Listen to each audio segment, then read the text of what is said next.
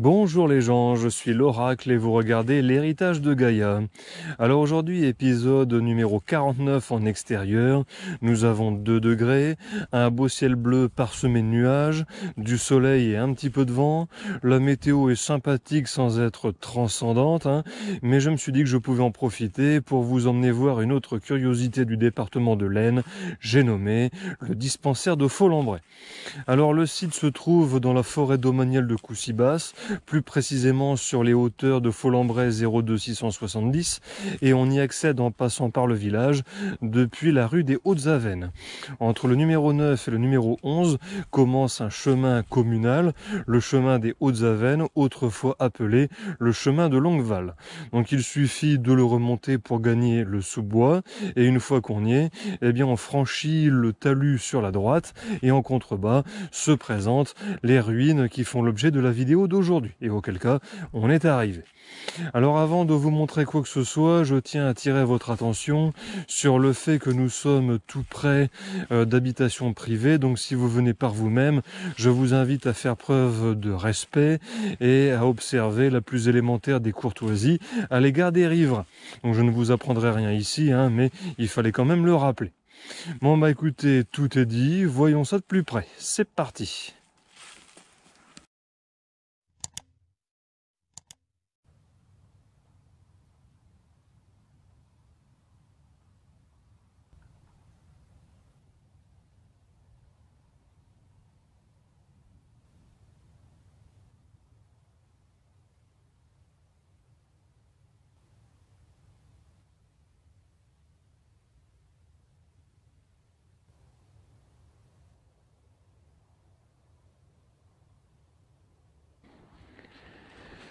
Bien, alors il y a quelques instants, j'ai fait irruption dans la forêt domaniale de Coucy-Basse et j'ai quitté le chemin des Hautes-Avennes en grimpant le talus directement sur la droite en entrant en sous-bois. Et là, eh bien, je suis en train de suivre une piste grossièrement dessinée sur les feuilles mortes répandues au sol de la forêt. Donc la piste est facilement repérable et au prix d'un petit peu de gym, il suffit de la suivre pour arriver directement au dispensaire. Donc je doute que l'on puisse se perdre, à moins de le vouloir vraiment.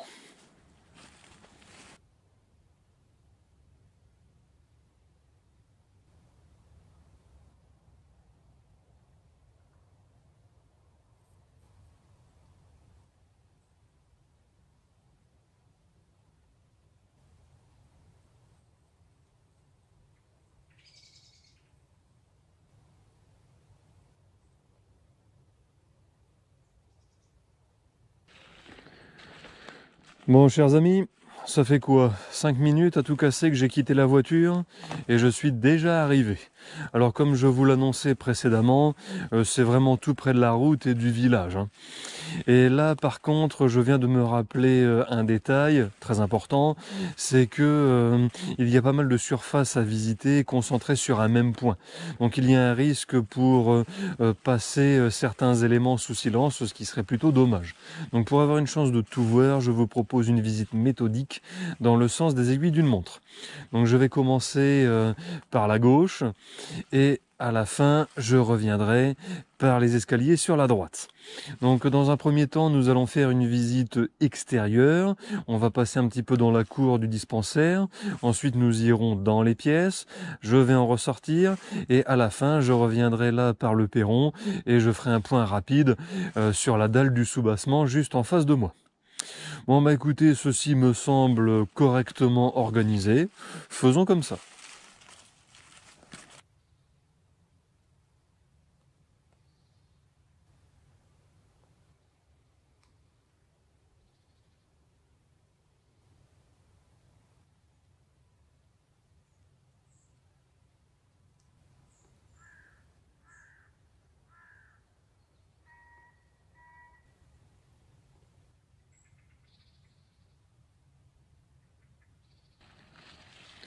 Maintenant, je me permets d'ajouter une petite anecdote concernant la découverte de ces lieux. Donc, pour être tout à fait franc avec vous, il y a encore 2-3 mois, je connaissais pas du tout l'existence de ce dispensaire abandonné. Donc, c'est une abonnée qui est venue me parler spontanément sur Facebook et qui, au cours de la conversation, m'a donné une carte Google Maps très précise, accompagnée d'un descriptif détaillé. Donc, c'était si bien expliqué que même un touriste n'y connaissant rien en forêt, en urbex ou en exploration aurait pu trouver, même par accident, hein, donc c'est pour vous dire, hein. Et donc, moi, le petit souci, c'est que je n'ai pas un sens de l'orientation qui est extraordinaire. Et puis, c'était situé dans une zone de Folembray que je ne connaissais pas très bien. Donc, j'ai prospecté dans mon entourage. Et puis, un de mes amis est sorti du lot en me disant, bah écoute, moi, c'est un endroit que j'ai l'habitude de fréquenter. J'y allais avec mon père quand j'étais petit. Je peux t'y emmener de mémoire sans carte. Donc, si tu veux, on se fait ça un après-midi. Donc c'est ce qui s'est passé, on arrive comme ça un jour vers 15 heures, et puis vous me croyez si vous voulez, mais on a cherché pendant plus de 3 heures, la luminosité était en train de décroître, et on n'avait toujours pas trouvé de dispensaire. Le seul truc qu'on a trouvé, c'est 2 coulmelles qui étaient délicieuses, hein, mais pas de curiosité abandonnée comme ça dans les arbres. Donc on était en train de faire demi-tour, moi je faisais un petit peu la gueule, parce qu'on avait passé pas mal de temps en forêt, j'avais utilisé de l'essence pour venir, et puis bah j'avais rien trouvé. Et puis, juste avant la voiture, mon pote me fait, écoute, refais-moi voir la carte, ne serait-ce que par acquis de conscience. Du coup, je sors mon téléphone, on regarde la carte, je zoome et tout. Et puis là, il me dit, ah, c'est marrant parce que on a vraiment l'impression qu'il est juste là. Pourtant, on est passé plusieurs fois dans ce coin-là et puis on n'a rien trouvé. Il fait éventuellement, toi qui es plus valide que moi parce que lui, il avait une entorse, il me fait, va voir au bord du champ et puis moi, je t'attends là. Du coup, j'y vais, puis encore une fois, hein, vous êtes libre de ne pas me croire, mais 3 minutes après, j'avais fait 25 mètres en regardant dans tous les sens, et puis c'est comme si le dispensaire m'avait toujours attendu. Je l'ai trouvé, mais d'une facilité déconcertante. Et donc c'était très ironique parce que on a cherché après pendant plusieurs heures sans mettre la main dessus, et puis d'un seul coup, à la dernière minute, à l'arrache comme ça, et ben boum, on le déniche, presque par accident. C'est une histoire qui est probablement aussi incroyable que vraie. Mais je vous assure, hein, j'invente rien, c'est du vécu.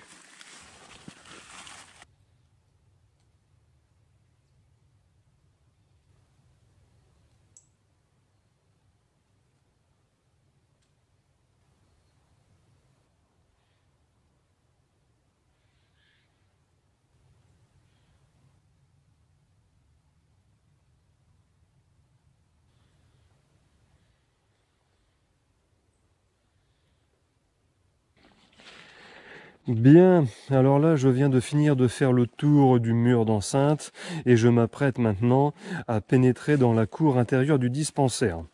De ce côté-ci, il n'y a pas grand-chose à voir, si ce n'est des graffitis en veux-tu, en voilà, des ronces, des orties gelées, toutes sortes de débris végétaux.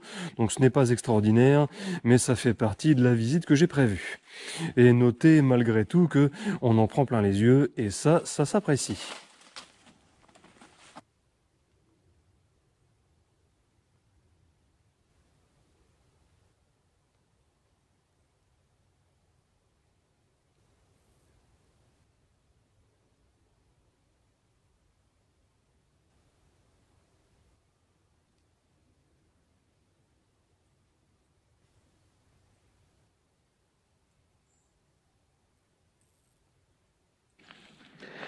Ah, enfin, le moment que tout le monde attendait, celui d'entrer dans les locaux.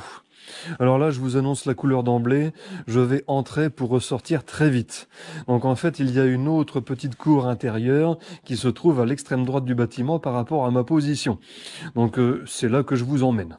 Mais rassurez-vous, sur le chemin vont se présenter différentes chambres et je compte bien vous les montrer rapidement, hein. Donc après tout, on est là pour faire du tourisme, ce serait dommage de ne pas en profiter un petit peu. Et sinon, je me permets aussi d'attirer votre attention sur le fait que ce bâtiment a été érigé en 1912. Donc il a plus d'un siècle d'existence. Et au passage, il a connu deux guerres mondiales avec leur lot d'explosions et de bombardements. Ce qui fait que les vestiges sont d'une relative stabilité. À tout moment, ça pourrait s'écrouler et me tomber sur la tête, ce qui serait plutôt dommage, pour moi surtout. Donc si vous venez, vous faites comme moi, vous respectez un minimum de consignes de sécurité, c'est-à-dire que si par exemple vous voulez sortir ou faire une pause, eh bien allez dehors, envoyez un petit message pour dire que tout va bien, prévenez votre entourage de là où vous allez, précisément, donnez des indications détaillées pour qu'on puisse vous retrouver. Dites ce que vous faites, pour combien de temps vous pensez rester. Munissez-vous aussi d'un équipement minimaliste comme un kit de premiers soins, de quoi manger, des barres vitaminées par exemple, une gourde avec de l'eau, de quoi vous chauffer les mains et une source de lumière. Ce serait déjà pas mal. Et donc l'idée en fait c'est de pouvoir survivre en cas d'extrême nécessité le temps que des secours viennent vous chercher. Donc ça peut faire toute la différence, même si ça n'en a pas l'air.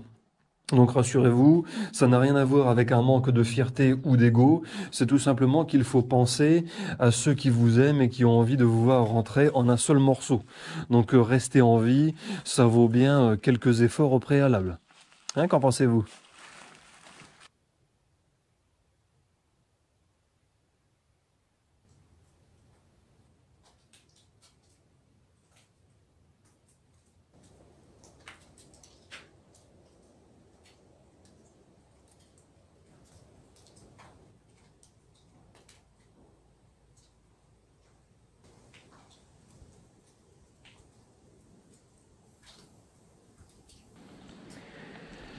Alors là, je suis dans la deuxième cour intérieure dont je vous parlais en entrant dans les locaux.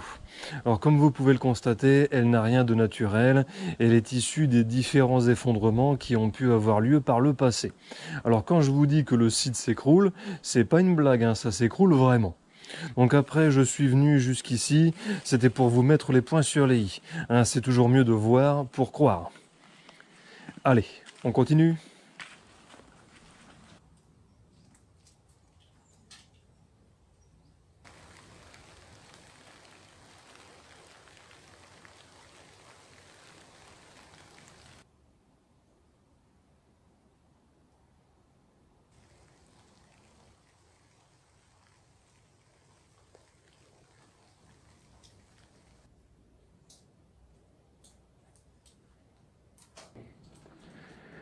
Donc là, je suis de nouveau à l'intérieur du vieux dispensaire et si vous voulez bien vous souvenir, je suis entré par cette porte-là, donc sur ma gauche, et je vais traverser le bâtiment dans le sens de la longueur pour sortir à l'ouverture qui se trouve en face de moi.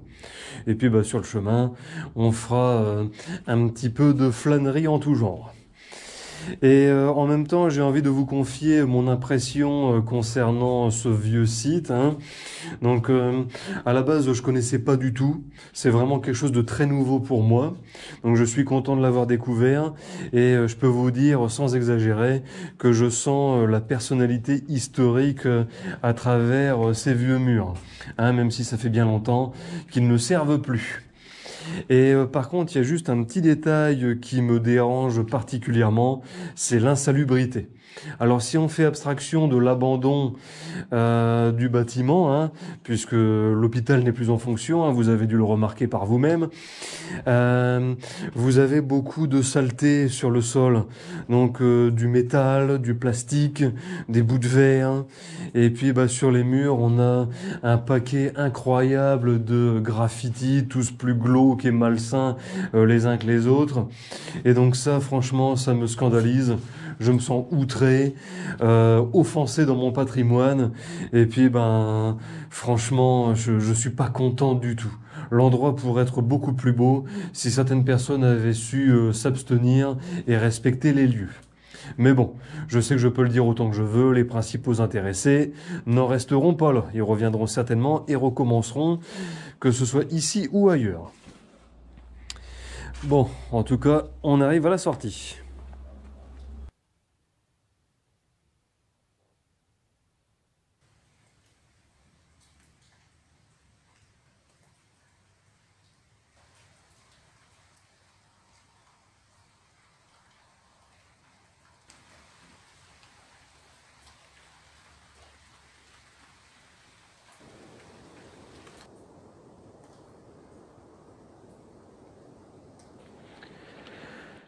Donc là, je viens de sortir à l'instant du bâtiment et je m'apprête à le contourner par la droite. L'idée étant de rejoindre les escaliers que je vous ai montrés en début de vidéo. Bah ceux-là, justement. Et dès lors que j'aurai gravi les 2 perrons, je serai sur le dessus du soubassement. Et là, je me permets aussi d'ajouter un point, à savoir que c'est la partie de la balade que je préfère. Je trouve que le lierre ajoute un charme vraiment extraordinaire. C'est très beau.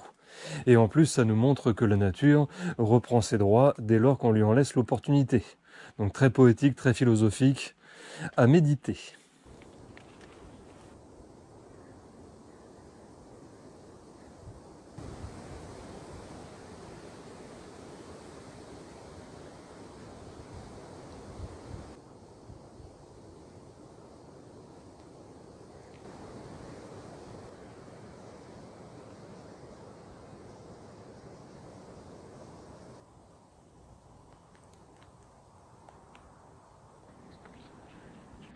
Arrivé sur le dessus du soubassement, je me dis qu'il n'est peut-être pas de meilleur endroit pour aborder la question historique relative à ce vieux dispensaire abandonné.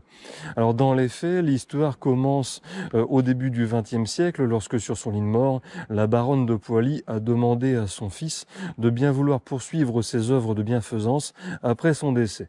Et elle voulait que soit construit notamment un petit hôpital susceptible d'accueillir un minimum de 10 lits. Et donc ce fut chose faite en 1912 lorsque ce bâtiment est sorti de terre. Donc il tenait ses promesses, il pouvait tout à fait accueillir un minimum de 10 patients différents dans 10 lits différents. En plus de ça, il était alimenté par 2 puits d'eau douce potable et pour couronner le tout, il était à la pointe de la technologie de l'époque. Ce qui d'un point de vue moderne comme le nôtre est tout à fait respectable, vous en conviendrez. Malheureusement, son activité ne fut que de courte durée, car en 1917, il a été abattu par les Allemands. Mais ces décombres ne furent véritablement abandonnés qu'en 1919, période à laquelle les familles de réfugiés fuyant la guerre ont cessé de s'abriter parmi ces ruines. Aujourd'hui, il ne reste rien de plus que ce que je vous ai montré dans la vidéo, c'est-à-dire un vieux soubassement délabré, de pauvres murs troués, fatigués et abîmés par le temps, ainsi que le vague souvenir d'une existence passée bien enfouie dans la mémoire collective. Normalement, il devrait aussi subsister 2 puits d'eau douce condamnés, mais pour une raison tout à fait obscure, je ne les ai pas trouvés. Au fond, je me dis qu'ils sont peut-être ensevelis sous des gravats et ce n'est pas nécessairement une mauvaise chose, surtout si on se dit que ça peut éviter des accidents malencontreux à leurs abords. Bon, et bien voilà, chers amis, maintenant vous en savez autant que moi à ce sujet.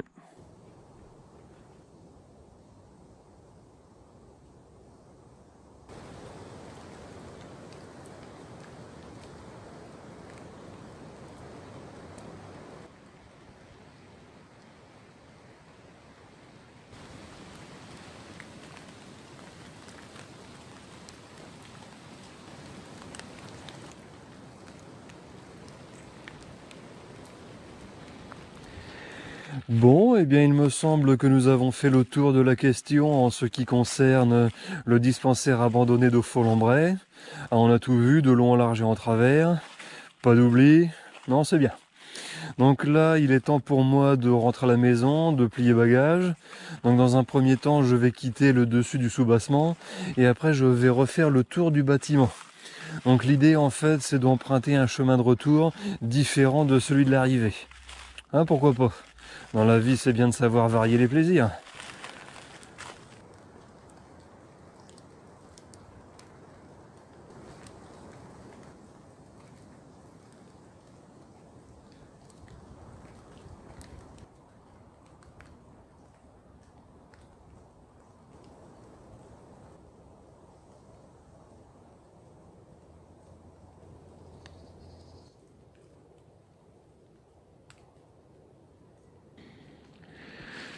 Bon les gens, cet épisode numéro 49 consacré au dispensaire de Folembray est à présent terminé. J'espère qu'il vous a plu. Moi, de mon côté, je suis très heureux d'avoir pu découvrir cet endroit et au passage, je remercie l'abonné qui a généreusement accepté de partager ses connaissances sur la question. Ça, franchement, c'est très cool. Et là, je m'adresse à tout le monde en disant ça. Si certains d'entre vous connaissent d'autres sites comme celui-ci, qui n'hésitent pas à se manifester, ce sera étudié et ça pourra faire l'objet d'une vidéo comme celle d'aujourd'hui.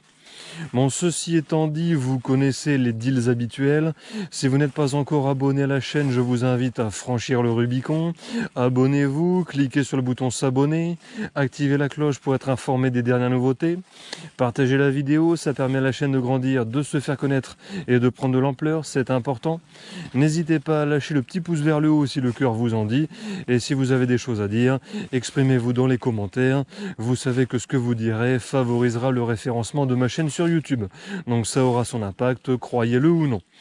Je vous remercie de m'avoir regardé jusqu'ici et je vous dis à bientôt pour effectuer de nouvelles séances d'urbex en forêt domaniale de Coucy-Basse. Allez, salut et faites attention à vous.